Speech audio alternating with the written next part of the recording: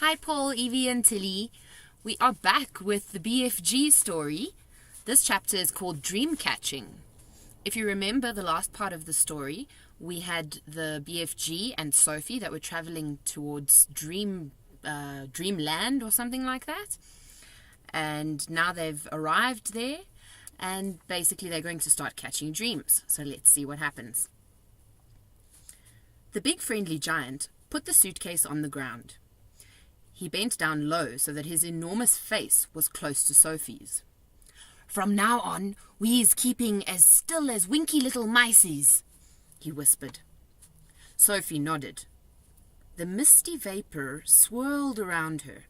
It made her cheeks damp and left dewdrops in her hair. The BFG opened the suitcase and took out several empty glass jars. He set them ready on the ground with their screw tops removed. Then he stood up very straight. His head was now high up in the swirling mist, and it kept disappearing, then appearing again. He was holding the long net in his right hand. Sophie, staring upwards, saw through the mist that his colossal ears were beginning to swivel out from his head. They began waving gently to and fro. Suddenly, the BFG pounced. He leaped high in the air and swung the net through the mist with a great swishing sweep of his arm. "Got him!" he cried. "A jar! A jar! Quick, quick, quick!"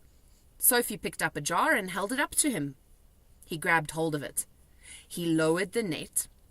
Very carefully, he tipped something absolutely invisible from the net into the jar. He dropped the net and swiftly clapped one hand over the jar.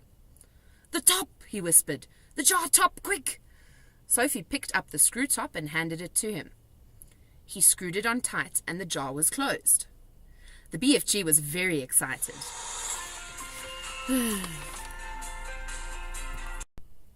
He held the jar close to one ear and listened intently. "It's a wink sniffler," he whispered with a thrill in his voice. It's even better. It's a fizz wizard. It's a golden fizz wizard." Sophie stared at him. Oh my, he said, holding the jar in front of him. "This will be giving a little toddler some very happy night when I is blowing it in." "Is it really a good one?" Sophie asked. "A good one?" he cried. "It's a golden fizz wizard. It is not often I is getting one of these." He handed the jar to Sophie and said, "Please be as still as a starfish now.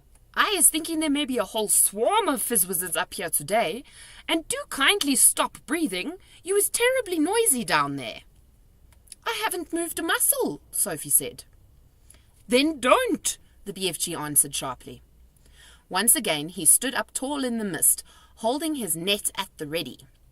Then came the long silence, the waiting, the listening, and at last, with surprising suddenness, came the leap and the swish of the net.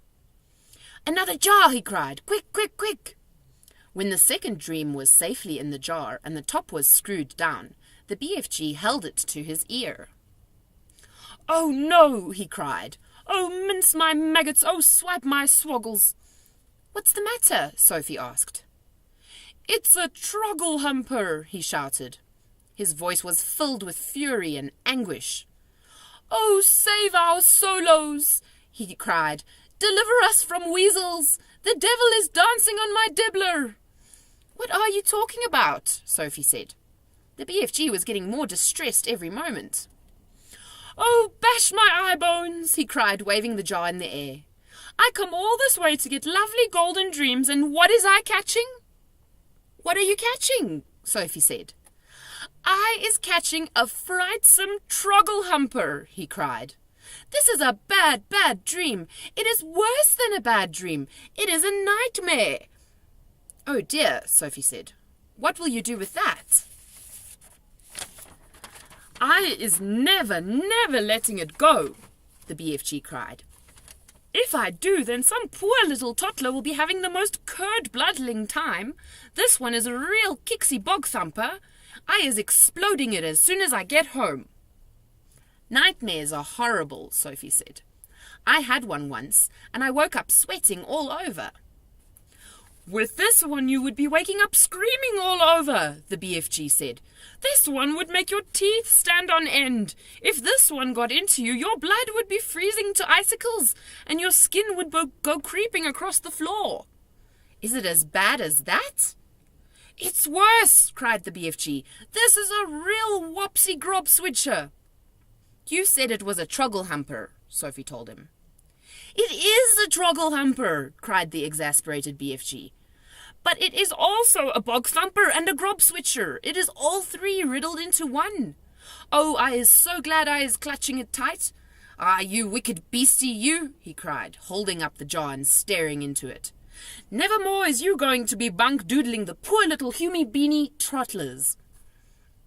Sophie, who was also staring into the glass jar, cried out. I can see it. There's something in there. Of course there's something in there, the BFG said. You is looking at a frightsome trogglehumper. But you told me dreams were invisible.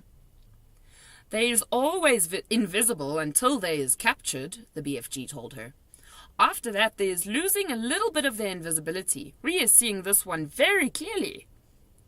Inside the jar, Sophie could see the faint scarlet outline of something that looked like a mixture between a blob of gas and a bubble of jelly. It was moving violently, thrashing against the sides of the jar and forever changing shape. It's wiggling all over the place, Sophie cried. It's fighting to get out. It'll bash itself to bits. The nastier the dream, the angrier it is getting when it is in prison, the BFG said. It is the same as with wild animals. If an animal is very fierce and you're putting it in the cage, it'll make a tremendous rumpeldumpus. If it is a nice animal like a cockatootlu or a fogglefrump, it will sit quietly. Dreams is exactly the same. This one is a nasty, fierce, bog-rotting nightmare.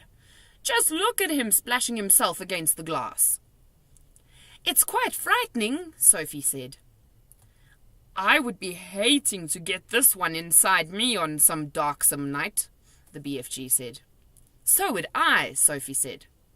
The BFG started putting the bottles back into the suitcase. Is that all? Sophie asked. Are we going? I is so upset by this troggle-humping, bog-thumping grob switcher, the BFG said, that I is not wishing to go on. Dreamcatching is finished for today.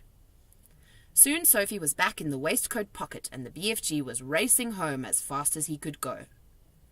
When at last they emerged out of the mist and came again onto the hot yellow wasteland, all the other giants were sprawled out on the ground, fast asleep.